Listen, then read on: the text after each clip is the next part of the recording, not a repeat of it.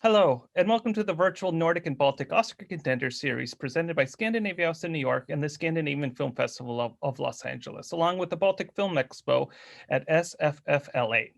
We're pleased to offer virtual screenings of the films chosen by the Nordic and Baltic countries to compete for the Oscar nomination for Best International Feature Film category.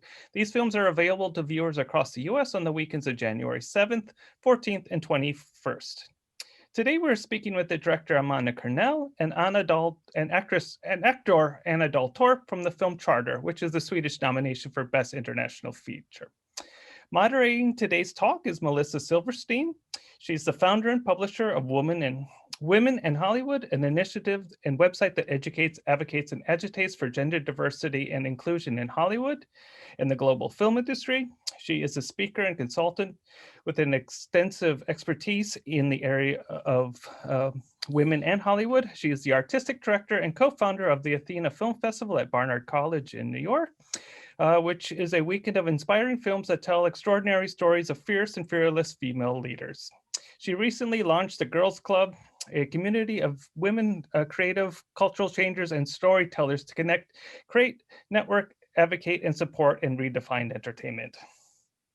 Amanda Kernell is a Sami-Swedish filmmaker from northern Sweden. She studied as a director at the National Film School in Denmark. And has a 4-year director program, and since 2006, and made several award-winning short films as a writer-director, such as Northern Great Mountain, which has had its world premiere at the Sundance Film Festival in 2015, which is won award for the best Swedish short film at both Uppsala Short Film Festival and the Gothenburg Film Festival, and was nominated for the Swedish Academy Award, the Guldbaggen. Sami Blood was her feature film premiere at the feature film debut, which premiered at the Venice Film Festival in 2016 and won the Europa Cinema label for Best European Film. The film has since won several awards, including the Special Jury Prize at the Tokyo International Film Festival, the prize for Best Nordic Film and Dragon Award at the Gothenburg International Film Festival in 2017, and the European Parliament's Lux Prize and several Swedish Academy Awards. The film had its US premiere at Sundance in 2017 and had its German premiere at Berlinale in 2017. And Charter is her second feature film. Anna Dahl Torp is one of Norway's most famous and successful actresses. In 2000, she landed her first role in a limited series, Fyr Høytale, which went on and won the Amanda Award, which is the Norwegian Academy Award for Best TV Show. Her TV career continued with notable and award-winning roles as Svarta Penga, Vitloina, Codename Hunter, Sandman, and Yemabe. While building a solid stage career in her native Norway, Daltorp has become an international and festival audience with features like Cold Lunch, 100,001 Grams, The Wave, and Quake, among many others. She has won 3 Amanda Awards and multiple awards nominee for both domestic and international at festivals. So please welcome everyone. Hi, thanks so much for having me, and I'm excited to have this conversation today.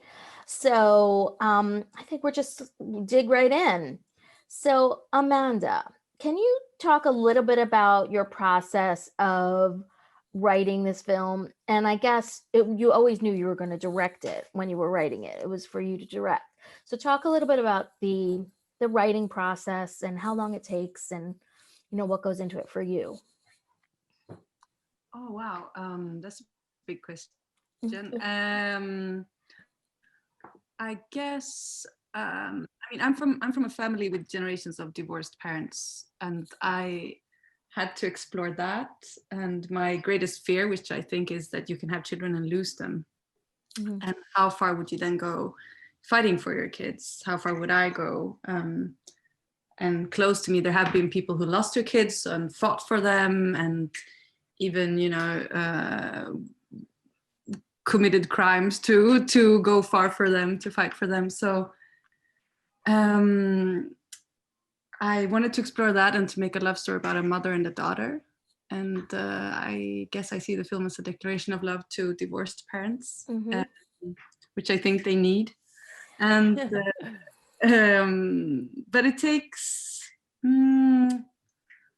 Well, I started writing it while finishing Sami Blood. Okay. traveling around for a year at festivals, and then I do a lot of research in what I do. Even though both this film and Sami Blood are personal films in many ways, I also make a lot of interviews. So I followed a few women who've been to prison for bringing their kids abroad. Yeah, we're gonna come back to that. I really want to understand that. So, and how did you two connect for On to take on the lead role? Talk a little bit about that process. Did you know each other before? Okay,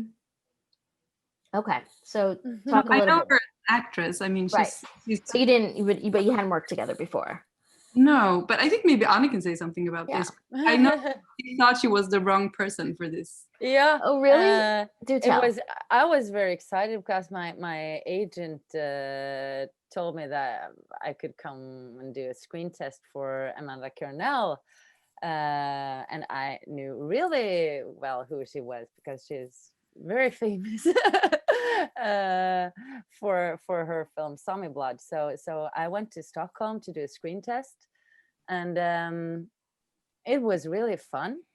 But when I left, I was pretty sure they're not gonna call me back for this one. I felt I often can tell. Sometimes I have a feeling, you know, I should do this, and sometimes this time I felt no, she's not gonna pick me, because I felt pretty sure that she was looking for an actor that was a bit more obviously vulnerable than I was. That's not my favorite go-to place, and I felt pretty certain that they wanted this sort of more obvious victim, a woman that you would feel sorry for, compassion for, and not somebody like me. But I didn't get any of those. I feel like I understand now why you were cast, because she's doesn't feel like that at all in the movie. A victim, not at all. No. And so what drew you, like when you were reading the script, what drew you to the role as something that you wanted to do? It's so many things. Amanda drew me to it because she's a really demanding person and director, and very interesting to be around personally and professionally. So she in herself would draw you to almost any project, I guess. And the role is obviously, it's big, it's huge. It is. And that in itself is very attractive, because it's not often that you get this chance to do so much for I mean, it's a whole film, and carrying a whole film is not something you do every year, particularly women. Yeah, so that was very attractive in itself. And it was also this, it's obviously an interesting role, because she's this struggle that I actually started out with, thinking that I was wrong for the part because I'm not this typical victim. How much are you gonna feel with her? Will you be on her side? This sort of conflict that she created in me. I didn't really know if I was with her or against her. Right. I didn't know if I believed in her stories, in her views upon reality, upon her relations to her children, her husband. I didn't. I think that's to the material. The writing. I think that's in the writing, because you didn't answer any of our questions. It's not a very it's not as linear is not the right word, but it's not a movie that you can easily pin any of the characters to. Like what you've said and what I have gotten from the movie is like, I don't know if her husband was like abusive to her. Yeah. I don't know if, she left because she had to, right? This whole thing about judging mothers, right? She left her kids. Well, a lot of people leave their family because they must. Yeah. but there's this whole like level of judgment, which you in your performance, you had that. I felt that you were judging yourself too. There's no right decision, right? So it's like, how do you portray that that decision in that moment where she makes that decision to like take them and to be like, this is the way I'm going to do it. Talk a little bit about, how you work together on that scene, because that, the whole movie changed after that. Which scene? Which scene?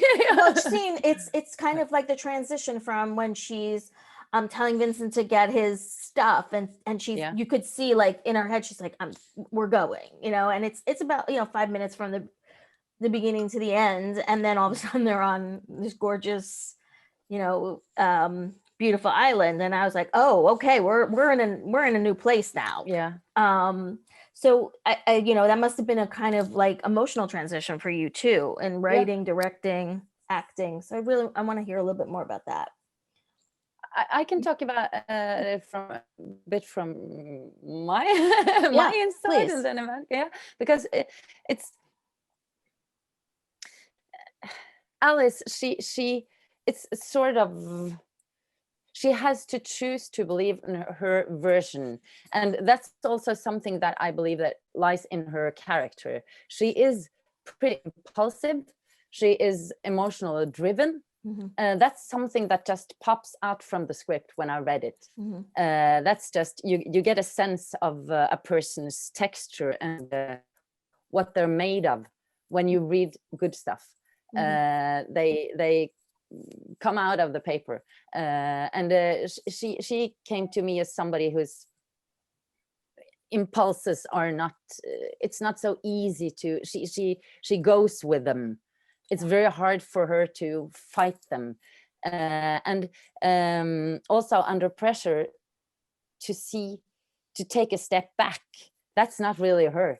If she's pressured, she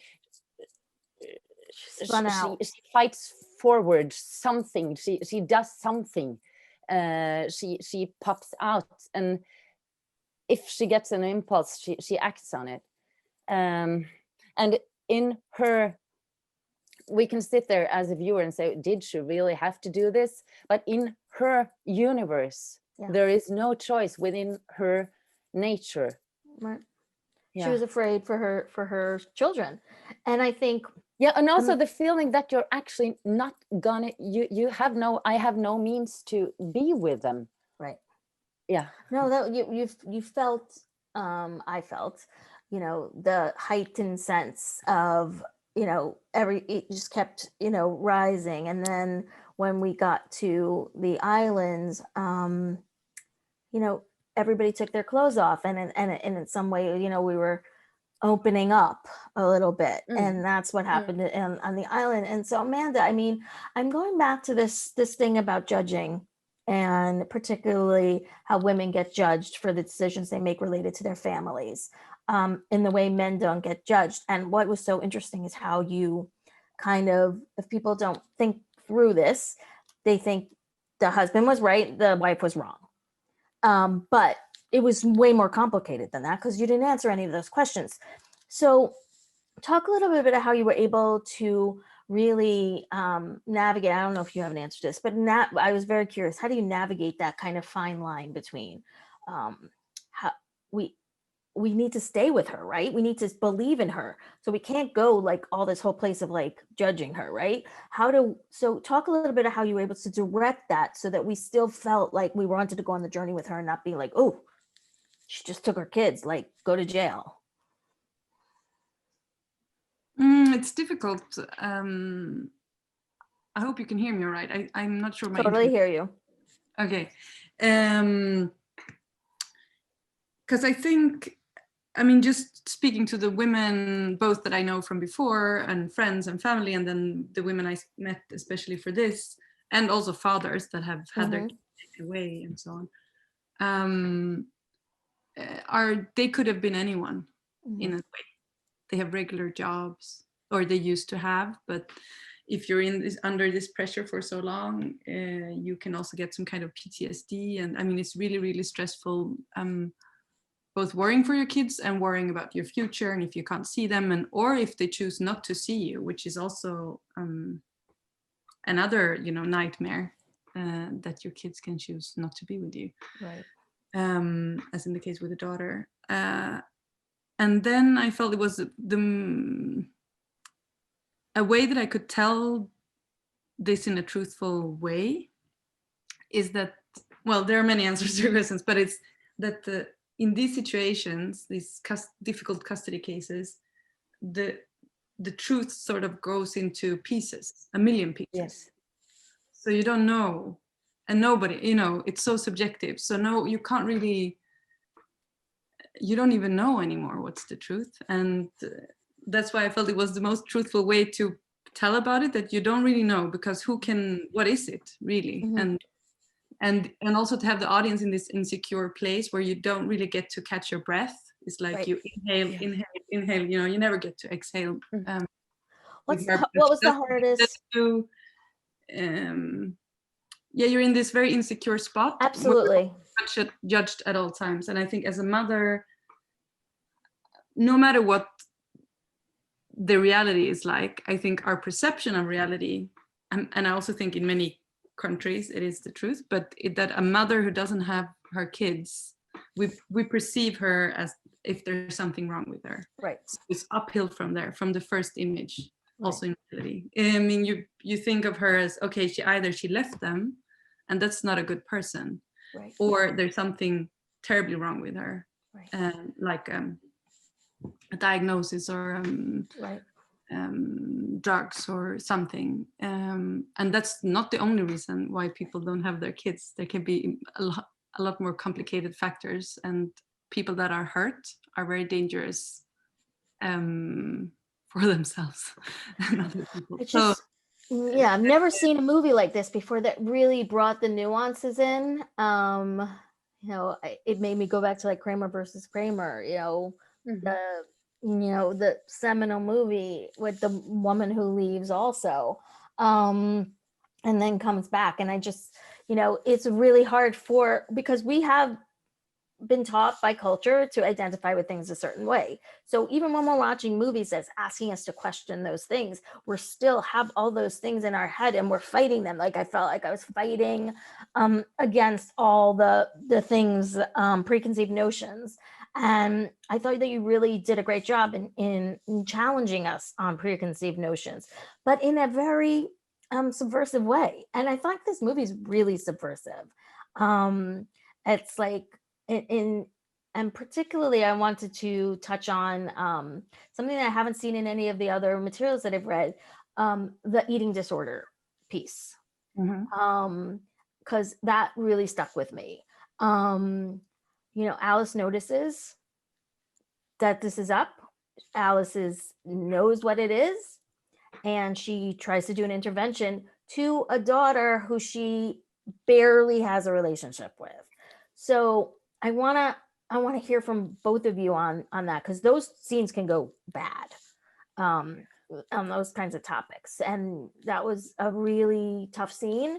So can you talk a little bit, like, why'd you put that in the script? You know, what was the desire to have that conversation, that connection there? So talk about why you put that in, and Anya, tell us how you did that scene. I think what I wanted the audience to be in, and it seems like you were, but it's that in every moment, since you don't know the background, you're kind of like a caseworker in a custody case, or the jury, and you're also with them and with her, with the kids, but you're also judging them second by second. You know, it's like, is she the better parent? Is she now? Is she now? Is she now? And she's judging herself the same way. Yeah. I mean, so, and what is it? Like, what is it? What's the most important thing? You know, is it, I honestly wonder, like, is it love? Is that enough? Because I think she can offer them that. And I think she can offer her daughter something that the father can't, because she sees her problem and identifies with her, and I think her daughter needs her. But they have a problem with their power relationship because in a sense, yeah, could have been like a marriage story or Kramer versus Kramer, but it's more about the mother and her kids than about the mother and the father and their Yes. Yeah, so the daughter is the true antagonist in a way. I mean, she can call her dad. She has power, but he's more of she can use that as a tool in their relationship. Yes, that makes a lot of sense. And can you and talk so about... because I don't know, I mean, structure is also important. Your home, your friends. I don't know, like if you would have to choose, or if the children had to choose, what's, so I'm really wondering also for the audience, I love to hear it, which one of these parents should his children stay? And should she, sacrifice herself completely? That's another question I also had. Like, if she, in the end, when she chooses not to go home with him, to go back to him, are you supposed to sacrifice yourself completely as a mother if you have kids? I think we sort of demand that from women and mothers, but what if you can't be a full person? Like, where's the limit of, if you sacrifice too much of yourself, can you then not be there for your kids or be a role model for them? Or should you just do that anyway? I don't know. What do you think, Ane? I don't really have the answer to that, because that's frustrating in a way about this movie. But it's to me, it's the biggest quality. It's really hard to know, and that's what confused me from the very beginning, from I auditioned. Where do you want me? And as on the outside. And it's interesting this when you're talking about, and I like it that people disagree sometimes when they see that they disagree. Yeah, I love it when they disagree. Yeah. Yes, I love that. I really like that. It's not, I don't like that much. Oh yeah, that's exactly what I would do. Yeah. Then you end up with your average person, and that's not this film. And this, what is the truth? How bad is it? Is it true? Is he abusing the children? Is he not? How is this for Alice? How much for real does she believe it?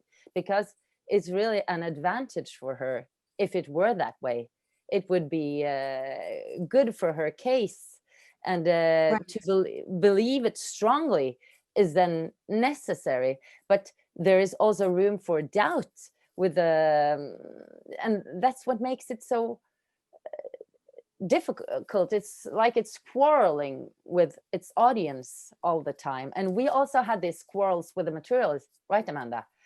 Doing it. And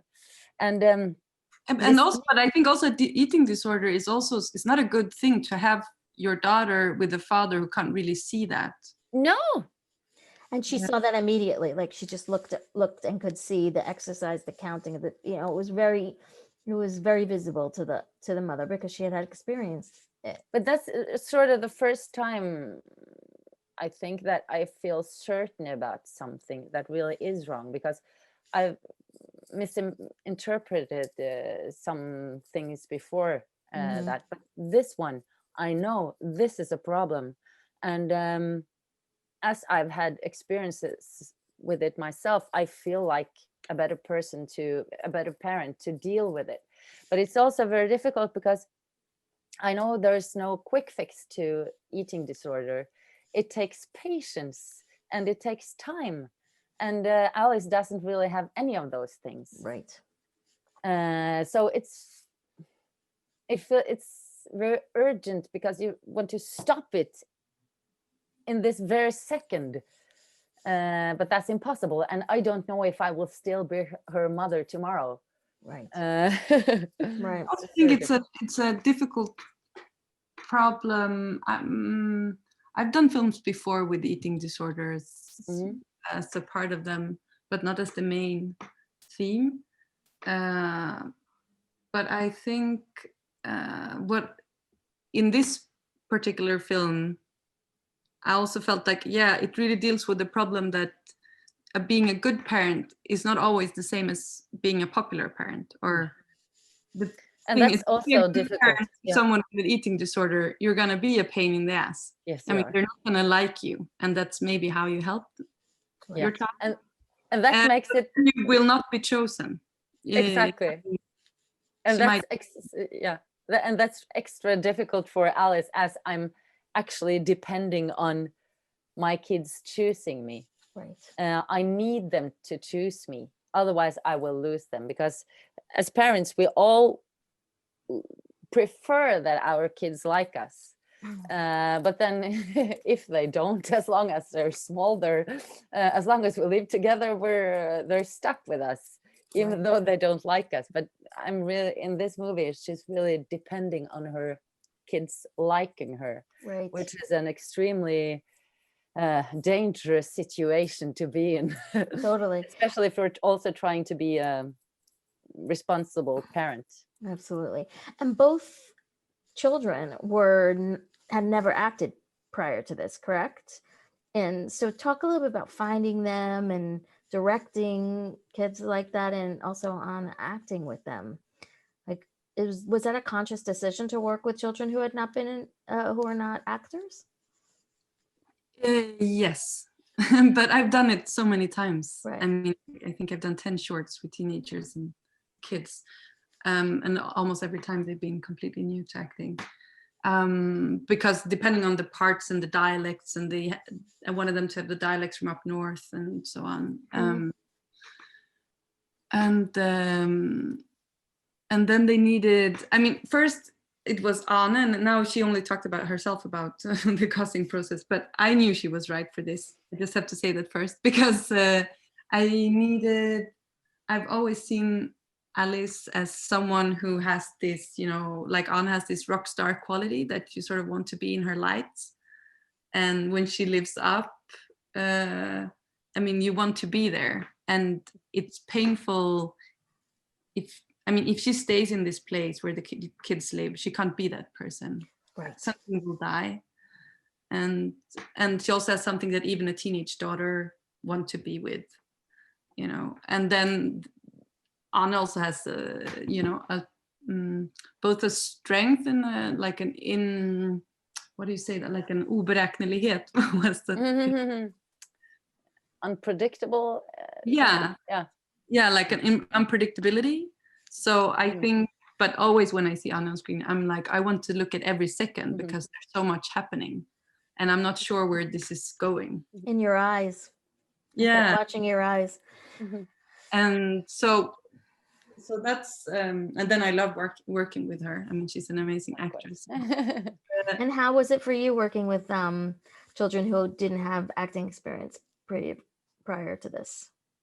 I think them not having experience was not an issue for me, but the thing that they're children, that's a big issue. Right. It's a big practical question, because they can work for shorter hours, especially in Spain. It was even shorter than in Scandinavia, so that was a huge issue.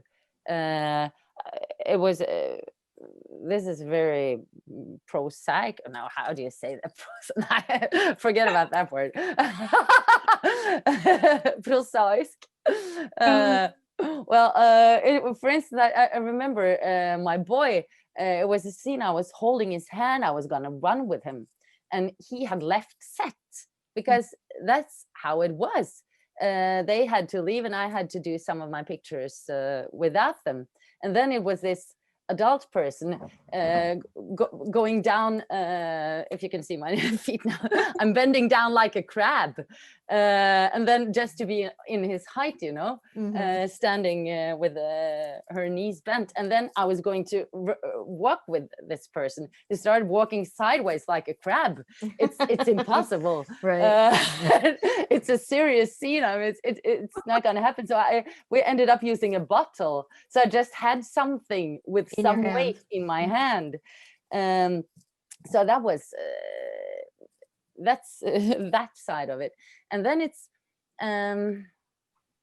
it's much more dependent on getting the moments, and that's I feel like I just need to stay with them, be with them, be open during long takes, and Amanda directing us from behind the camera on monitor, shouting to do it again and to do the directions from there. So it takes it's about duration and being there, and patience. And patience, and I mean, they're no, and then it was also, I mean, the Tintin and Troy, I think they're amazing, and they both have this, they have these qualities that I was looking for in their characters, that I needed a teenage girl who had so much integrity that you feel like you can't just go and hug her, you know. That's not, you have to win her, and she's difficult to win over.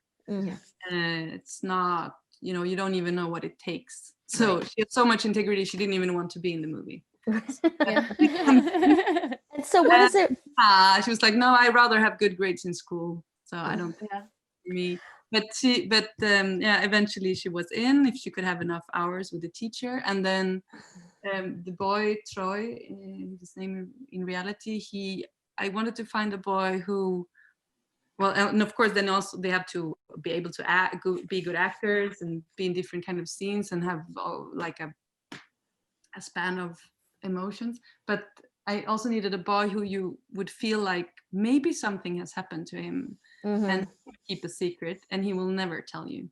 Right. And I really think I don't know, like he can look so like something has happened, and I still don't know. I mean, he will never tell anyone, so you can't be sure that he's so completely okay. So he also has that sense of integrity, even though he's very more like shy and young. And then I also think it is a factor with the kids that they have divorced parents, because I have that too. Both of them did? Yes, and I think knowing that from filming a lot of kids for these roles, that kids who have that, you can sort of tell, because they are so open to like thinking so much in consequences from a young age. Like if you do a scene and someone playing your parent asks you like, so how was your weekend with dad? You know, it's a whole process of like, should I say it was fun, but then she will be sad because she was lonely, or I say we didn't do anything, we just watched TV, and she will be angry with him. You know, you take all this responsibility. So that was also a big part of it. And then we did a lot of rehearsals, because I think the whole film is, since you're in every moment, I mean, it's this love story with a mother and a daughter, and also with her son, of course, and then you're all the time judging her, and that has a lot to do with how the children react and how far away from her they stand, or how they look at her, or how they react to things she does, which tells us what kind of relationship do they have, is she good for them or not. And that had to be sort of lived in.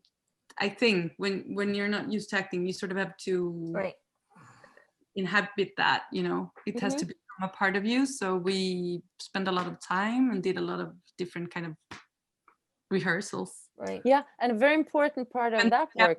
And hotel rooms and like on vacation together and karaoke, and they also are like have this like wow feeling towards Ane, and we also did scenes that are not in the film, like they would hear you fighting. You and Sverre replaced the father, and so those kind of things, you know, that stuck in you, like the expectations on your parents, like you would have in like. Did you want a big part of that work was also because since I'm playing their mother, I need to have the right to touch their bodies, right, in a way that a parent can do. Not with my daughter in the film, but I have done it. And during the film, I had to know that I could touch both Troy and Tintin in a way that it wouldn't feel weird for them. They would be comfortable with me, you know, grabbing them in a parental way, which you can't just do on any kid. No, and they have so much integrity, so they really had to be okay with it. Like, gradually, like, yeah, you can take my arm, like, this. Yes. So that was for me for me, not for the film, but from my aspect, one of the most important parts of that work. Sure. When we could, you know, lie down on a bed because we're in hotel rooms and cabins, and I could actually, you can lie on my arm and it's comfortable, and I try to stroke you with my arm. Oh, that's okay too. Good, check. To find out, to push these limits, for physicality and boundaries. And I think we have to wrap it up in a second, but I wanted to ask you, what does it mean to you to have your film be representing Sweden for the International Academy Award consideration? Well, it's I think that's such an honor, and I mean, it's such great films from Sweden that have been the Swedish nominations before, and I mean, of course, that's a dream to be. Yeah. Is there anything last thing you guys wanted to share? I think we've had a good talk. So, do you think it's just one last question? People, you know, watch the film and discuss with their grown-up kids, or call their mom or something. Sometimes people say they're gonna call their mom. Oh, interesting. That's the reaction. Yeah. Well, it's a great movie. I really enjoyed it. Thank you. Thank you both. I didn't expect to be like so. I watch a lot, you know, we all watch a lot of things, we screen a lot of things, we read a lot of things, and I was just in. So that's impressive from both of you. So thank you for that. It was a gift. Thank you. And I think that's all we got. So good luck. Good luck on your journey, this virtual world we're living in right now, and hopefully we'll be over soon and we can see these movies in the theater and we can have those interactions again at festivals. I mean, I miss the festival interactions more than I miss like going to a regular movie theater and paying, because you have such a different experience. And you started on this journey last year at Sundance, right? And so you were in person there, which was great. And I mean, I also miss talking to an audience, right? And both Q&As and just people that you meet on the street afterwards. And I'm really happy for those that I got the opportunity to do that at festivals at first with this film before the big corona outbreaks in different countries. Right. Because I think we need stories for that. I'm still very happy that it was a man who waited for a long time after the screening at Sundance until everyone else had left. And then he came up to me and said, I'm thinking about getting a divorce, but I'm not sure how to do this in a good way for the kids. What do you think? How did you answer him? I love it that you can make films where people have these conversations, right? You know, strangers maybe even. Right. Wow, that's pretty profound. I hope someone has a good answer to that. Yeah, but you left him with a lot of things to think about. Kyle, do you need anything else from us? I see you're still there, right? Yeah. No, I just wanted to thank everyone again. I hope everyone had a chance to see the film, enjoyed it, and there is still time to see the film. So please do visit the website to purchase your tickets. And thank you again for taking the time to having this wonderful conversation with all of us. Thank you all so much. Thank you. Good talking to you. Have a great day. Great time. Nice talking to you. Bye. Bye. Bye.